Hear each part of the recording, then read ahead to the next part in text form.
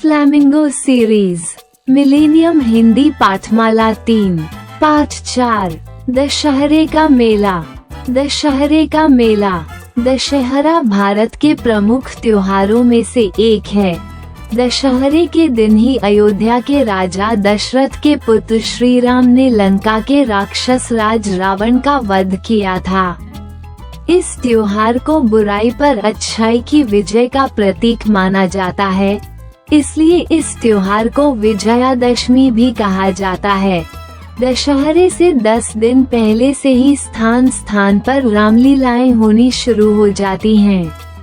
रामलीला देखने के लिए दर्शकों की भारी भीड़ इकट्ठी होती है। खासकर बच्चों को रामलीला देखने में बहुत आनंद आता है। दशहरे के दिन एक बड़े मैदान में मेला लगता है। बच्चों और युवाओं में बहुत उत्साह होता है। मैदान में 3 बड़े बड़े पुतले खड़े कर दिए जाते हैं।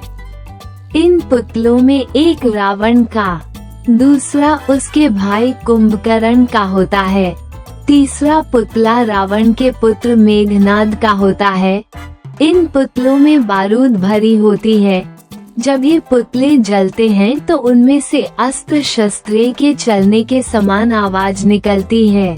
हमारे गांव से थोड़ी दूरी पर एक बड़ा मैदान है। वहाँ दशहरे का बहुत बड़ा मेला लगता है। मैं और मेरी बहन अपने मित्रों तथा माता पिता के साथ दशहरे का मेला देखने गए। हमारे वहाँ पहुँचने के थोड़ी ही देर बाद मैदान में राम रावण की सेनाओं में युद्ध होने लगा। रावण की सेना के योद्धा जमीन पर गिरने लगे। अंत में राम और रावण का युद्ध होने लगा।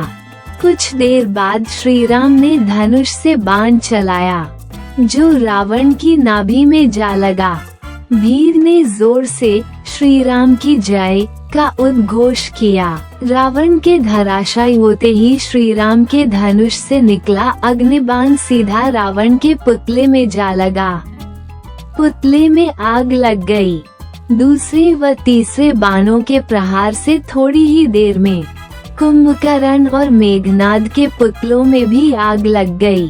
तीनों पुतले धू धू कर जलने लगे।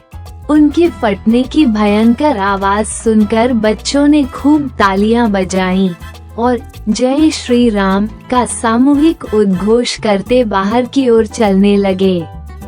पुतलों के जलने के बाद लगभग सभी दर्शक मेला देखने चल दिए। मेले में मिठाइयों, खाने पीने की चीजों, खिलौनों की तथा अन्य दुकानें सजी हुई थीं।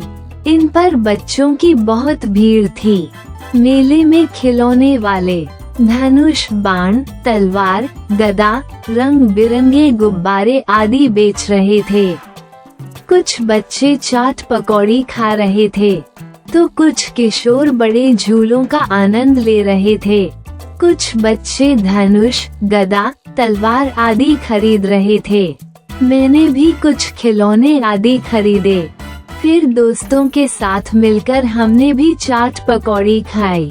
धीरे धीरे दशहरे के मेले की भीड़ कम होने लगी। मैंने अपने मित्रों के साथ दशहरे के मेले का जमकर आनंद लिया और घर वापस चल पड़े। अच्छाई और धर्म की जीत का यह मेला कई दिनों तक मन से नहीं निकला।